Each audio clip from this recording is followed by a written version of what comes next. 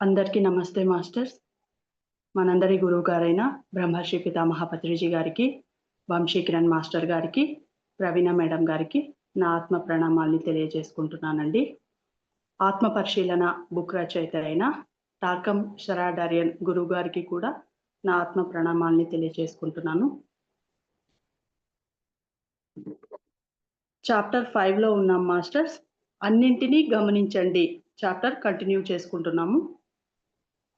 ఆసక్తికరమైన విషయం ఏమిటంటే, గమనించడం ద్వారా మనం పైకి ఎదిగిన కొద్దీ మన స్వభావంలో ఉన్న అసహజమైన కృత్రిమమైన బలవంతంగా రుద్దబడిన విషయాలెన్నో వదిలిపోతాయి. గమనించడం ద్వారా ఎప్పటి నుంచో మన లోపల కూడగట్టుకొని ఉంటాయి కదా, బలవంతంగా ఇలాంటివన్నీ క్లియర్ అయిపోతాయి. ఇది అవసరం లేదు కదా, ఇది నా లోపల ఉంది బ్లాక్ అని బ్లాక్స్ క్లియర్ చేసేసుకోగలుగుతాం. మన మనస్సు ఇంకా ఆదర్శవంతమైన స్థాయిలో అభివృద్ధి చెందలేదు. అది ఏడాది వయసు ఉన్న పసివాడి కన్నులానే ఉంది. మళ్ళీ చదువుతాను మేడం. మన మనస్సు ఇంకా ఆదర్శవంతమైన స్థాయిలో అభివృద్ధి చెందలేదు. అది ఏడాది వయస్సు ఉన్న పసివాడి కన్నులానే ఉంది. అంటే ఏడాది వయసు ఉన్న పసిపిల్లలు చూపు పూర్తిగా ఇంప్రూవ్ అవ్వదు, చూడగలరు. అలాగా ఉందన్నమాట. అంటే మన మనస్సు పూర్తిగా ఎన్లైట్మెంట్ రాలేదు, మన మనస్సుకి కొంతవరకే వచ్చింది. అది దాన్ని అభివృద్ధి చేయగల అవకాశం ఉందా అని క్వశ్చన్ చేస్తున్నారు.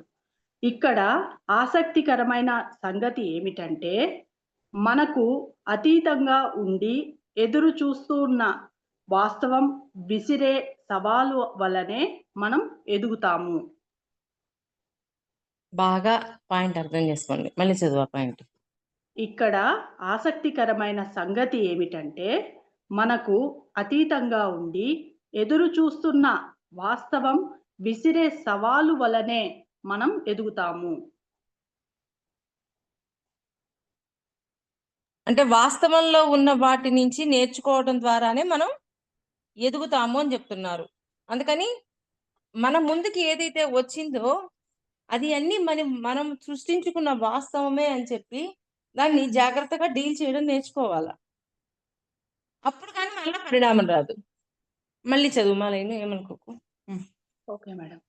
ఇక్కడ ఆసక్తికరమైన సంగతి ఏమిటంటే, మనకు అతీతంగా ఉండి ఎదురు చూస్తున్న వాస్తవం విసిరే సవాలు వలనే మనం ఎదుగుతాము.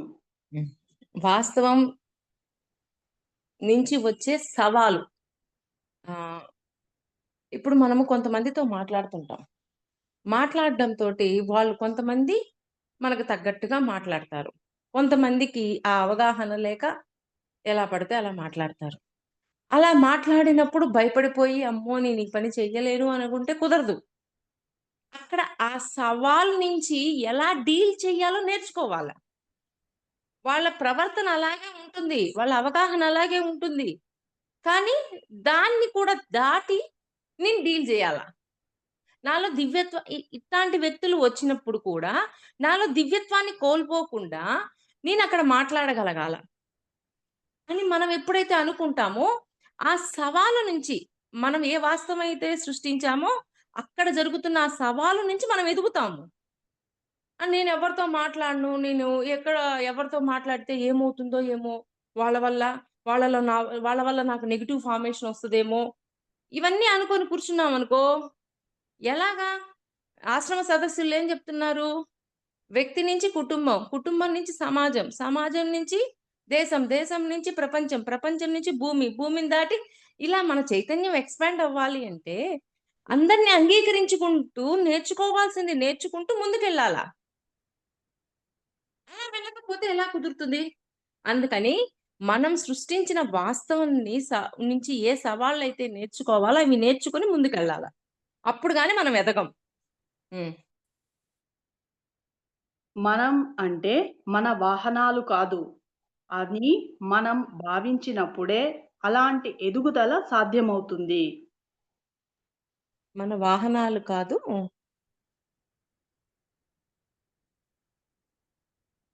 మనం అంటే మన హ్మ్. వాహనాలు కాదు అని హ్మ్. మనం భావించినప్పుడే అలాంటి ఎదుగుదల సాధ్యమవుతుంది. ఆ వాహనాల్లాగా కాకుండా దాని నుంచి నేర్చుకోవాలి అన్న కుతూహలం ఉన్నప్పుడే మనం దాన్ని సాధించగలం. ఆ కుతూహలం లేకపోతే ఎలా సాధించగలం? మరి నా చైతన్యం ఎక్స్‌పాండ్ అవ్వాలి అనుకుంటే సరిపోదు. దానికి తగ్గ ప్రయత్నాన్ని కూడా మనం చెయ్యాలా. మరి ప్రయత్నం చేయకుండా చైతన్యం ఎక్స్‌పాండ్ అందుకే గదా చెప్తున్నారు. చదవటం, వినటం, రాయటం ఇవన్నీ పరోక్ష జ్ఞానమే. ఎప్పుడైతే నువ్వు ప్రయత్నం చేసి అనుభవాన్ని జ్ఞానంగా మార్చుకుంటావో అది ప్రత్యక్ష జ్ఞానమవుతది. పరోక్ష జ్ఞానంలోనే కూర్చోవాలనుకుంటే కూర్చోవచ్చు. దాంట్లో నష్టమేమీ లేదు. మళ్ళీ ఇంకో కొన్ని జన్మలు తీసుకోవాల్సొస్తది. కానీ ఇప్పుడు మనం జన్మ తీసుకొచ్చాం. ప్రతిదాన్ని ఉపయోగించుకుందాం.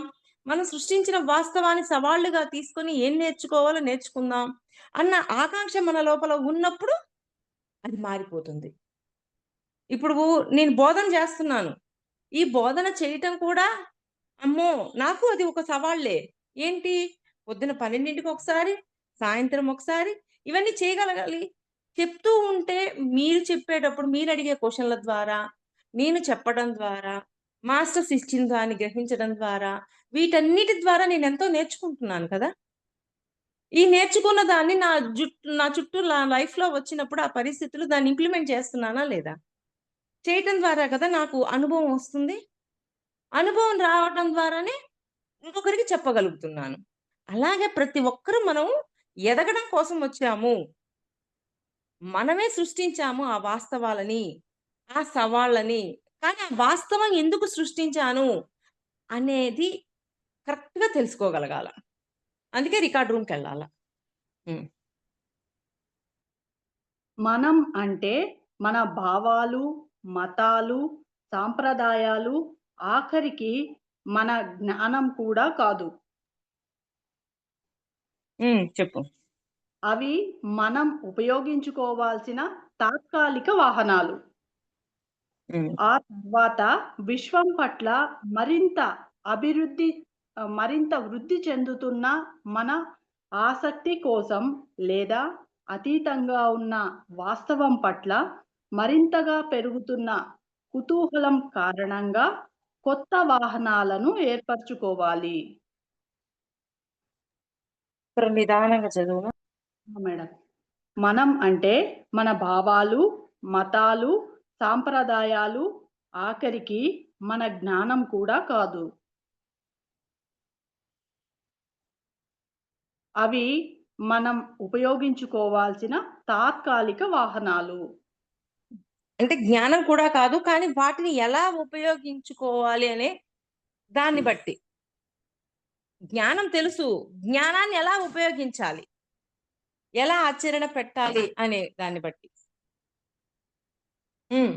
ఆ తర్వాత విశ్వం పట్ల మరింత వృద్ధి చెందుతున్న మన ఆసక్తి కోసం లేదా అతీతంగా ఉన్న వాస్తవం పట్ల మరింతగా పెరుగుతున్న కుతూహలం కారణంగా కొత్త వాహనాలను ఏర్పరచుకోవాలి.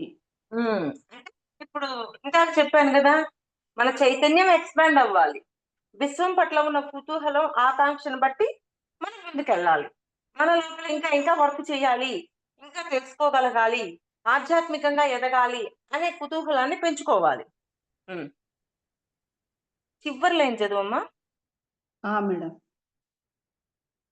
ఆ తర్వాత విశ్వం పట్ల మరింత వృద్ధి చెందుతున్న మన ఆసక్తి కోసం లేదా అతీతంగా ఉన్న వాస్తవం పట్ల మరింతగా పెరుగుతున్న కుతూహలం కారణంగా కొత్త వాహనాలను ఏర్పరచుకోవాలి. అంటే కొత్త వాహనాలు అంటే కొత్త కొత్త విశ్వ నియమాలు తెలుసుకుంటూ ఉంటాం. కొత్తగా సత్యం తెలుసుకుంటూ ఉంటాం. వీటిని వాహకాలు అంటున్నా. ఆ వాహనాలను ఉపయోగించుకొని ఇంకొంచెం ముందుకెళ్ళాలి. గతంలో తెలిసినది వేరు కదా! సత్యము, ధర్మము ఇవన్నీ గతంలో తెలిసిన కోణం ఇప్పుడుందా? లేదు కదా! మారుతూ ఉంది కదా! మన అవగాహన మారుతూ ఉంది కదా! ఆ అవగాహనను ఉపయోగించుకుంటూ ముందుకెళ్ళాలి అని చెప్తున్నారు. తమ మతాలు, సాంప్రదాయాలు, శాస్త్రాలు లేదా విద్యా వ్యవస్థల ద్వారా మనల్ని తమ బందీలుగా ఉంచుకున్న వాళ్ళే మన దుఃఖం, వేర్పాటు, ద్వేషం, బాధలు అంతు లేకుండా కొనసాగేలా చేశారు అనే వాస్తవాన్ని ఏదో ఒకనాటికి మనం గ్రహిస్తాం. మళ్ళీ చదువుతాను మేడం. హ్మ్. తమ మతాలు, సాంప్రదాయాలు, శాస్త్రాలు లేదా విద్యా వ్యవస్థల ద్వారా మనల్ని తమ బందీలుగా ఉంచుకున్న వాళ్ళే మన దుఃఖం, వేర్పాటు, ద్వేషం, బాధలు అంతు లేకుండా కొనసాగేలా చేశారు అనే వాస్తవాన్ని ఏదో ఒక నాటికి మనం గ్రహిస్తాం. హ్మ్. తర్వాత? సిద్ధాంతాలు తర్వాత చదువు. మేడం. సిద్ధాంతాలు, తత్వ సూత్రాలు, నిషిద్ధాలు, వేర్పాటును పెంచే ప్రమాణాలు, కొన్ని పద్ధతులకు కట్టుబడి ఉండడం లాంటివి సృష్టించి, అవి శాశ్వతంగా ఉండేలా కట్టుదిట్టమైన ఏర్పాటు చేసిన వాళ్ళు ఏదో ఒక నాటికి తాము మానవాళికి చేసిన హాని ఏమిటో గ్రహిస్తారు. మానవాళికి చేసిన హాని ఏంటో గ్రహిస్తారు. కొంచెం కొంచెం. మేడం. తమ మతాలు, సాంప్రదాయాలు, శాస్త్రాలు లేదా విద్యా వ్యవస్థల ద్వారా మనల్ని తమ బందీలుగా ఉంచుకున్న వాళ్ళే మన దుఃఖం, వేర్పాటు, ద్వేషం, బాధలు లేకుండా కొనసాగేలా చేశారు. అంటే వాళ్ళందరూ వాళ్ళ గ్రిప్పుల్లో ఉంచుకోవడం ద్వారా, మనకి స్వేచ్ఛ ఇవ్వకపోవడం ద్వారా, మనకి అంతులేని ఆ బాధని కలిగించారు వీళ్ళు. ఇలాగా. హ్మ్. అంతు లేకుండా కొనసాగేలా చేశారు అనే వాస్తవాన్ని ఏదో ఒక నాటికి మనం గ్రహిస్తాం. అంటే చేసేటప్పుడు బానే ఉంటుంది. అవుతూ ఉంటాం. కానీ ఏదో ఒక రోజు కనిపిస్తది. ఏంది ఇలాగెందుకున్నాం మనము అని. అని ఆ వాస్తవం ఏదో ఒక రోజు గుర్తిస్తాం. సిద్ధాంతాలు, తత్వసూత్రాలు, నిషిద్ధాలు, వేర్పాటును పెంచే ప్రమాణాలు, కొన్ని పద్ధతులకు కట్టుబడి ఉండటం లాంటివి సృష్టించి, అవి శాశ్వతంగా ఉండేలా కట్టుదిట్టమైన ఏర్పాటు చేసిన వాళ్ళు ఏదో ఒకనాటికి తాము మానవాళికి చేసిన హాని ఏమిటో గ్రహిస్తారు. అంటే కట్టుదిట్టం చేసేసి, మీరు ఈ కులంలోనే ఉండండి. ఈ కులం వల్ల, ఈ మతం వల్ల మీకు ఎన్ని బెనిఫిట్‌లొస్తాయి. ఇలాగా వాళ్ళకి స్వేచ్ఛ లేకుండా బంధించేస్తారు. అటువంటి వాళ్ళు ఏదో ఒక రోజు మళ్ళీ అటువంటి స్వేచ్ఛని ఇవ్వడానికి మళ్ళీ రావాల్సొస్తది. అంటే లాస్ట్ పాయింట్ లైన్ ఒక్కసారి చదవమ్మా గీత. మేడం. హ్మ్. సిద్ధాంతాలు, తత్వసూత్రాలు, నిషిద్ధాలు, వేర్పాటును పెంచే ప్రమాణాలు. కొన్ని వేర్పాటు. కొన్ని పద్ధతులకు కట్టుబడి ఉండటం లాంటివి సృష్టించి, అంటే కొన్ని పద్ధతులు సృష్టించి వాటికే కట్టుబడి ఉండేలాగా చేస్తారు. అవి శాశ్వతంగా ఉండేలా కట్టుదిట్టమైన ఏర్పాటు చేసిన వాళ్ళు. అంటే వాళ్ళక్కడే ఉండి వాళ్ళకి స్వేచ్ఛ ఇవ్వకుండా ఒక బౌండరీ గీసేసి వాళ్ళని అలాగే ఉంచేస్తారనమాట. ఏదో ఒకనాటికి తాము మానవాళికి చేసిన హాని ఏమిటో గ్రహిస్తారు. ఎప్పుడు మానవాళికి ఎటువంటి హాని చేశామో అది గ్రహించడానికి వాళ్ళకి కొంచెం టైం పడతది. అయ్యో! ఇట్లాంటి మిస్టేక్ చేశామా అని కొంచెం టైం పడతదనమాట. ఏంటి వాళ్ళకి ఏ స్వేచ్ఛ ఇవ్వకుండా బందీలు చేసి, మీరు ఇలా ఉండాలి, ఇలా ఉండాలి అని బౌండరీ గీసేసినప్పుడు. అది. తాత్కాలికమైన, క్షణికమైన ఆసక్తులు శాశ్వతమైన, ఎప్పటికీ నిలిచి ఉండే విలువను పొందినప్పుడు హ్మ్. భావాలు, లేదా అభిప్రాయాలు గడ్డకట్టుకుపోయే పరిస్థితి ఏర్పడుతుంది. వాటిని స్టాండర్డ్ చేసేసుకున్నాము.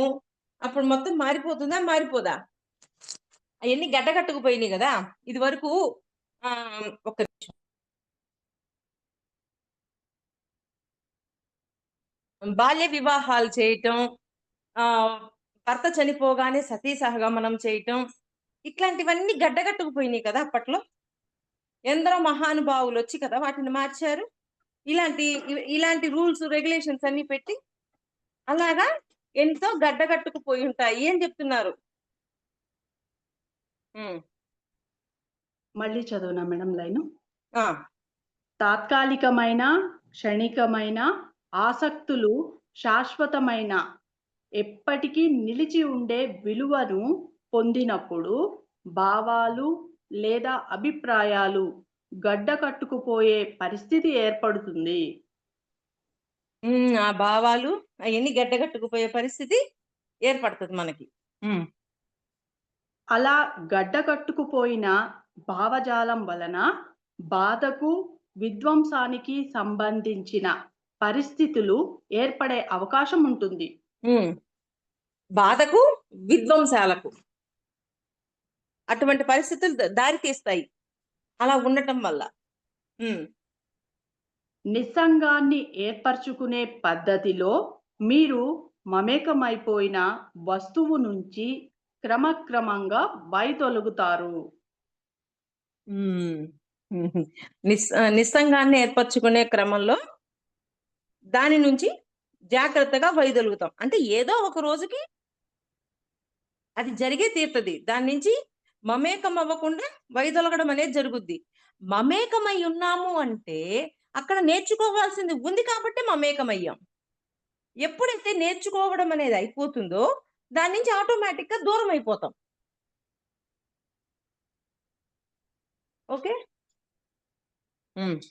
ఇది కేవలం 2 విధాలుగానే సాధ్యమవుతుంది. మీ చైతన్యాన్ని మీరు విస్తరించుకుని ఆ చెరసాల గోడలను బద్దలు కొట్టడమైనా జరుగుతుంది, లేదా ఇప్పటికే తమ చైతన్యాన్ని విస్తరించుకుని మీ చెరసాలల నుంచి మిమ్మల్ని విడుదల చేసే వాళ్ళ దాడుల కోసమైనా మీరు ఎదురు చూడాలి. ఓకే, ఒక్కసారి మళ్ళీ చెప్పు. ఒక్కొక్క రోజు చదువు. అది 2 పాయింట్స్, 1 పాయింట్ చదువు ఫస్ట్. ఇది కేవలం 2 విధాలుగానే సాధ్యమవుతుంది. మీ చైతన్యాన్ని మీరు విస్తరించుకుని ఆ చెరసాల గోడలను బద్దలు కొట్టడమైనా జరుగుతుంది. అంటే మన చైతన్యాన్ని విస్తరింపజేసుకుంటూ వాటి నుంచి బద్దలు కొట్టుకొని బయటికి రావడం అనేనా జరుగుద్ది. అంతే కదా. అంతకు ముందు మనకు కొన్ని ఉన్నాయి నియమాలు, కట్టుబాట్లు, మూఢనమ్మకాలు, ఇవన్నీ ఉన్నాయి. ఇవన్నింటినీ ఇప్పుడు సత్యం తెలుసుకున్నాక మన చైతన్యం ఎక్స్పాండ్ అయ్యింది.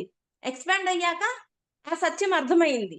సత్యం అర్థమయ్యాక, నేను ఆత్మని అని అర్థమయ్యాక ఆ కట్టుబాట్లన్నీ పగలగొట్టేసామా లేదా? ఇదివరకి ఇప్పటికీ మనకి డిఫరెన్స్ ఉందా లేదా? ఒక్కసారి ఎవరిని వాళ్ళు చెక్ చేసుకోండి.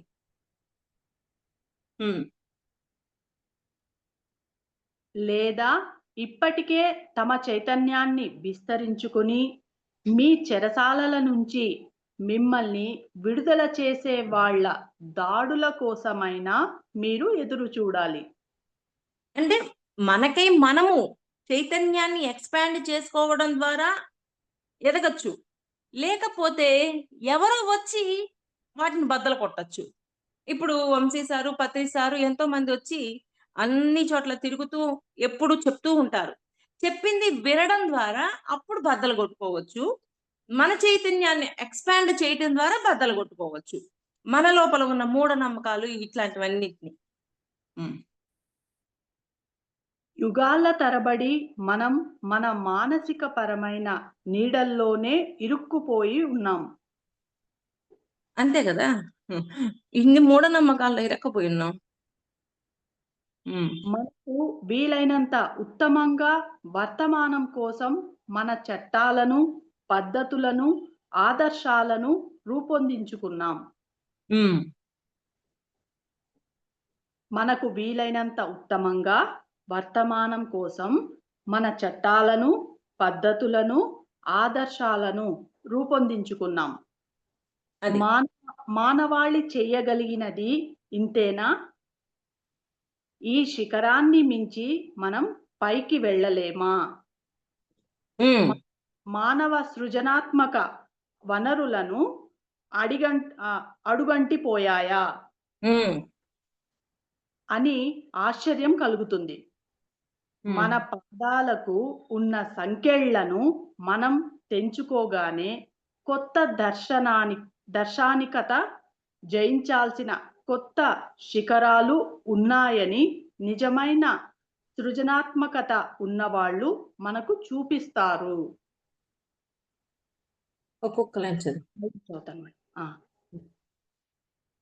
మానవాళి చేయగలిగినది ఇంతేనా? ఈ శిఖరాన్ని మించి మనం పైకి వెళ్ళలేమా? మానవ సృజనాత్మకత వనరులు అడుగంటిపోయాయా అని ఆశ్చర్యం కలుగుతుంది. మన పాదాలకు ఉన్న సంకెళ్లను మనం తెంచుకోగానే కొత్త దార్శనికత జయించాల్సిన కొత్త శిఖరాలు ఉన్నాయని దార్శనికత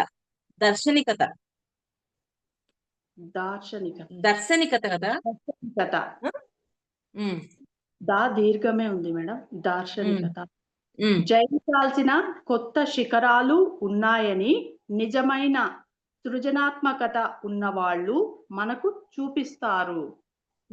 నిజమైన సృజనాత్మకత ఉన్న వాళ్ళంటే ఆల్రెడీ అనుభవం పొందిన వాళ్ళు మనకి ఈ దార్శనికతాన్ని చూపిస్తారు. ఇది జీవితం, ఇది ఇది ఇది అని. అది చూపించినప్పుడు అంతా మారిపోతుంది. ఇప్పుడు మొన్న ఒక అమ్మాయి ఫోన్ చేసింది. హస్బెండ్ లేడు, చనిపోయాడు. కానీ తన కలలో తను వాళ్ళమ్మ ఒక ప్లేస్ లో కూర్చొని ఉన్నారు. కూర్చొని ఉన్నప్పుడు అక్కడికి ఎవరో ఒక ఆవిడ వచ్చారు. ఈ అమ్మాయి కూర్చున్న ప్లేస్ నుంచి లేచింది. ఇంకొక ఆవిడ ఎవరో వచ్చారు. ఆవిడ కూర్చోబోయింది. వాళ్ళమ్మతో చెప్తుంది, అంటే విధవలైనప్పటికీ దాని గురించి ఎక్కువగా ఆలోచించకూడదు అని ఏదో సంథింగ్.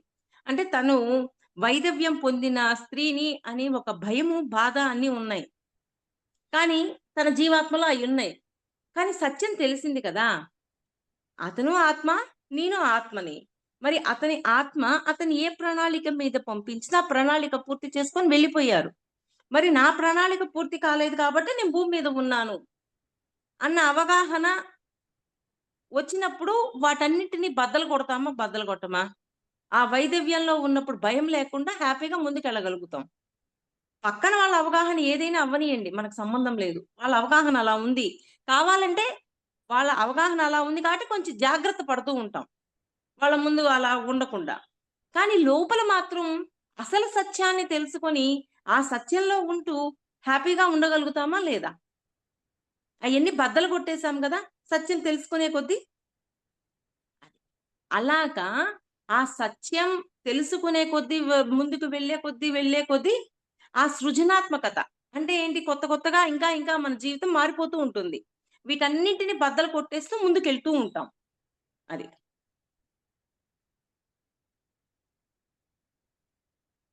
తన ఆట బొమ్మనే అంటి పెట్టుకొని ఉండిపోతే కనుక ఏ పసివాడి చైతన్యము వృద్ధి చెందదు. ఇక్కడ అంటి పెట్టుకొని ఉన్నాం, బావిలో కప్పల్లాగా ఉన్నాం. బావిలో కప్పల్లాగా ఉన్నప్పుడు సముద్రం ఏం తెలుస్తుంది, చెరువు ఏం తెలుస్తుంది, నది ఏం తెలుస్తుంది? మరి బావిలో నుంచి బయటికి రావాలా, సమాజంలోకి కూడా పోవాలా? ఈ జూమ్ సెక్షన్ లోనే కూర్చొని ఉన్నాం, జూమ్ సెక్షన్ లో రోజు క్లాసులు వింటున్నాం, ఇంట్లోనే ఉంటున్నాం, బానే ఉంది, అక్కడ వరకు బానే ఉంది. కానీ బయట ప్రపంచంలోకి వెళ్ళినప్పుడు, ఆ సమూహంలోకి వెళ్ళినప్పుడు అక్కడ ఎలా ఉంటుందో అది నేర్చుకోవాలి అంటే అక్కడ సమూహంలోకి వెళ్ళాలి కదా. ఇదంతా థీరీనే. ప్రాక్టికాలిటీ అన్నప్పుడు ఆ సమూహంలోకి వెళ్ళినప్పుడే అసలు విషయం అర్థమవుతుంది. ఓకే.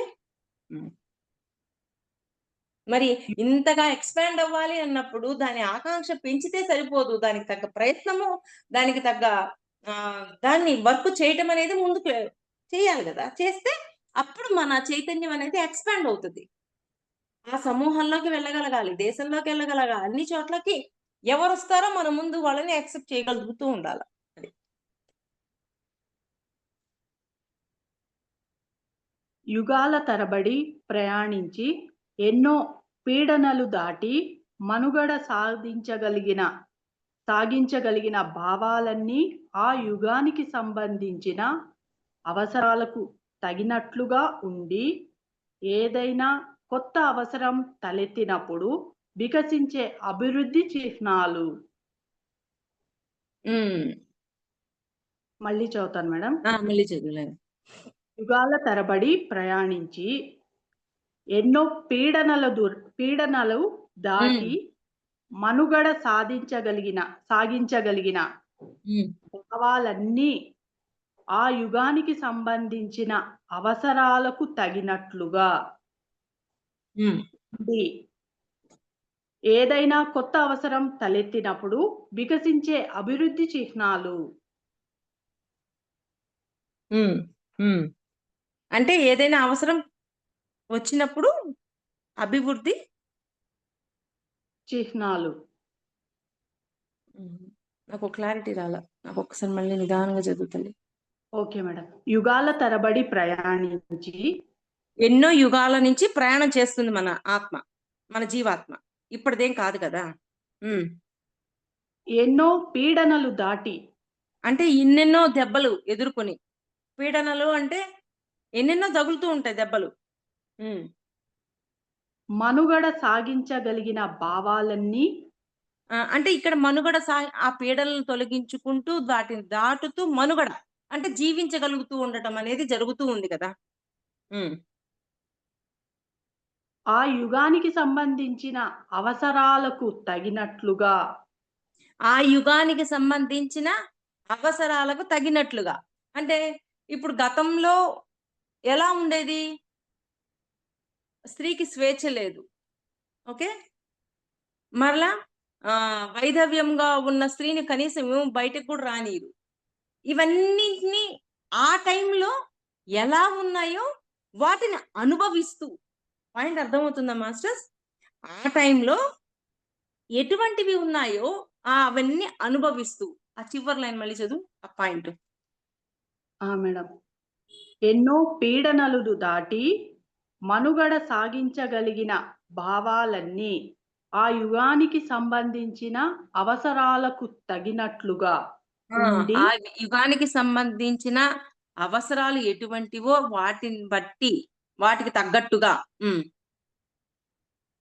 అవసరాలకు తగినట్లుగా ఉండి, హ్మ్. ఏదైనా కొత్త అవసరం తలెత్తినప్పుడు హ్మ్. వికసించే అభివృద్ధి చిహ్నాలు. హ్మ్. అంటే కొత్త అవసరం వచ్చినప్పుడు మళ్ళీ వాటిని మార్చేస్తున్నామా లేదా? ఆ రోజుకి, ఈ రోజుకి స్త్రీకి ఎన్ని మార్పులున్నాయి? మరి ఇంట్లో నుంచి బయటికి రాకూడదు, చదువు చదవకూడదు. ఇవన్నీ మారిపోయి ఈరోజు స్త్రీ ఎలా ఉంది? స్వేచ్ఛతో ఉంది. అలాగా ఆ మార్పులన్నీ చేసుకుంటూ వచ్చింది. హ్మ్. ఈ భావాలు వేర్వేరు యుగాల్లో, వేర్వేరు ప్రాంతాల్లో, వేర్వేరు వ్యక్తులకు వేర్వేరు రూపాల్లో కొనసాగాయి. హ్మ్. అంటే ప్రాంతాన్ని బట్టి అది మార్పుంటది. ఒక్కొక్క ప్రాంతంలో ఒక్కొక్కటుంటది. అట్లా వేరు వేరు ప్రాంతాల్లో వేరు వేరు రూపాల్లో వేరు వేరుగా ఉన్నాయి అని చెప్తున్నారు. కానీ చివరకు ఈ రూపాలన్నీ ఏ విధంగా గడ్డకట్టుకుపోయాయంటే, అవి పరస్పరం శత్రువుల్లా మారిపోయి, తమ మూలం ఒకటేనని, తమ లక్ష్యం ఒకటేనని చూడలేని పరిస్థితి ఏర్పడింది. ఇప్పుడు ఇదివరకు రోజుల్లో ఒక వ్యక్తి చనిపోయారు అనుకోండి. ఆ ఇంటికి 15 రోజుల పాటు పోరు. ఎందుకు పోరు? అంటే ఆ వ్యక్తి అప్పట్లో మెడిసిన్స్ ఇవన్నీ ఏం లేవు. ప్రికాషన్స్ ఏం లేవు. ఆ మనిషి చనిపోయాడు కదా! ఆ వ్యాధి అందరికి వస్తుందేమోనన్న దాని కోసం పోరు.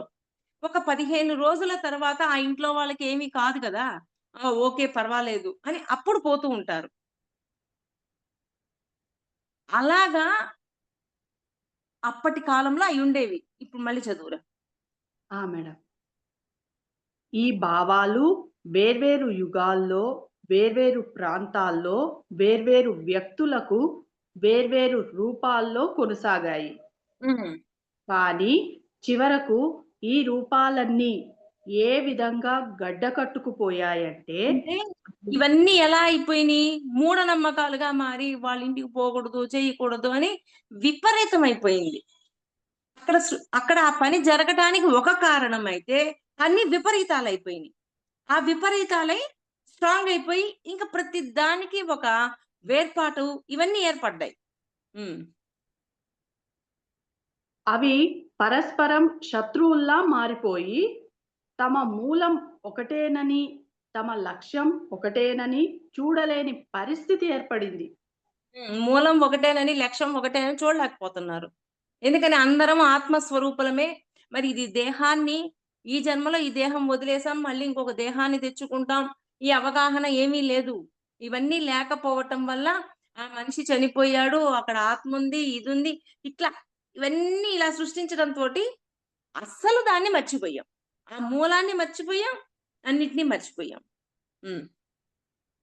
ఉదాహరణకు మనిషికి, విశ్వానికి మధ్య ఉండే సంబంధాన్ని గురించిన భావన భగవంతుడు అనే భావన, మనిషే దైవం అనే భావన, దైవం మనిషిలా జన్మించాలని కోరుకుంటాడనే భావన, మనిషి దైవంగా మారాలనుకునే భావన, ఈ భావాలనే తీసుకొని ప్రపంచంలోని మతాలు, ఇతిహాసాలు, పురాణాలు, సాంప్రదాయాలను గమనించండి.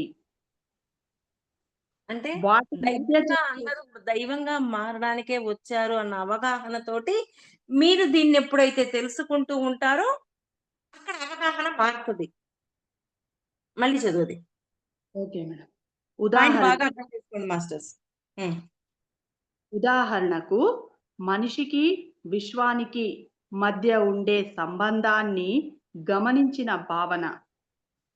అంటే మనిషికి, విశ్వానికి సంబంధం ఏంటి అనేది గమనించటం. హ్మ్. భగవంతుడు అనే భావన, హ్మ్. దైవం అనే భావన, మనిషే దైవం అనే భావన, మనిషే దైవం దైవం అనే భావన. హ్మ్. దైవం మనిషిలా జన్మించాలని కోరుకుంటున్నాడనే భావన, హ్మ్. మనిషి దైవంగా మారాలనుకునే భావన, ఈ హ్మ్. భావా ఈ భావాలనే తీసుకుని ప్రపంచంలోని మతాలు, ఇతిహాసాలు, పురాణాలు, సాంప్రదాయాలను గమనించండి. అంటే ఈ కోణం నుంచి మీకిక్కడ ఉన్నవన్నీ గమనించారనుకోండి, అప్పుడు చూసే విధానం మారిపోతుంది. ఏంటి పురాణాలు, ఇతిహాసాలు వీటిల్లో ఉన్న వాటినన్నింటినీ ఈ స అంటే మనిషికి, విశ్వానికి మధ్య ఉన్న సంబంధం, అంతా దైవం, దైవాన్ని దైవంగా అంటే మనిషి దైవంగా మారటం, ఇటువంటి అవగాహన నుంచి ఈ పురాణాలు, ఇతిహాసాలని గమనించండి. అప్పుడు మనకి ఇక్కడ దీన్ని బట్టి నేనేం చెప్తున్నా అంటే అప్పుడు భగవద్గీత చూసే విధానం మారిపోతది. భగవద్గీత మీద అవగాహన కూడా మారిపోతది. అది. హ్మ్. వాటి మధ్య జరిగే నిరంతర ఘర్షణ, దాని వలన ప్రతి ప్రగతి ఏ విధంగా కుంటుపడుతుందో గమనించండి. ప్రగతి ఎలా కుంటుబడిపోతుందో, అంటే పరిణామం జరగకుండా కిందకు పడిపోతున్నాం. అది ఎలా జరుగుతుందో గమనించొచ్చప్పుడు. తెలుసుకోవచ్చు మనలో దాన్ని. హ్మ్. విభిన్నమైన ఈ విధానాలు అన్నింటినీ అనుసంధానించే ఏక సూత్రాన్ని కనుక్కొని మరింత సమగ్రమైన అన్నింటినీ కలుపుకునే విధానంతో సరికొత్తగా ముందుకు సాగడం సాధ్యమే. హ్మ్. ఇయన్నీ తెలుసుకొని ముందుకు సాగడమే సాధ్యం. అంతవరకు ఆపండి. Okay madam.